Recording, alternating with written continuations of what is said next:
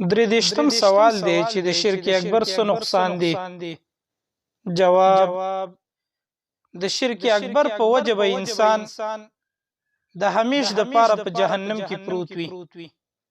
قرآن مجید په سورة المائده کې الله سبحانه وتعالی فرمایي: انه من یشرک بالله فقد حرم الله عليه الجنه ومأواه النار وما للظالمین من انصار.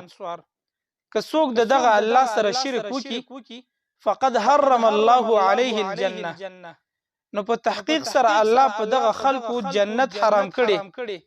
ومأواه النار، او د دوی او د دوی ټکانه هغه به جهنم وي. وما للظالمین من انصار، او ادي ظالمانو د پاره به هیڅوک مددگار نه وي، الله به مدد نه کوي.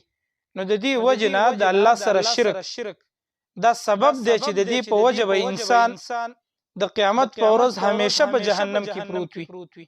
حدیث کې راځي، امام مسلم رحمه الله په صحیح مسلم کې دا حدیث نقل کړي. نبی کریم صلی الله علیه وسلم فرمایي: من لقي الله یشرک به شیئا دخل النار. څوک چې مړ شو په داسې حالت کې، څوک چې د الله خواته ورغلی په داسې حالت کې، یشرک به شیئا چې د هغه الله سره څوک شریکول، شرک کو، دخل النار. د الله رسول فرمایي دغه انسان به جهنم ته داخليږي، الله به اور ته داخلي.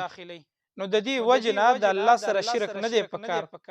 کوم خلک چې د الله سره شرک کوي، د الله نه ما سوا د بل چا بندگی کوي، د بل چا په نوم باندې اوازونه کوي، د بل چا نه مددونه غواړي، او د بل چا د پاره نظر او منښت کوي، دا د الله سره شرک کوي. داسې انسانان به د قیامت په ورځ همیش د پاره په جهنم کې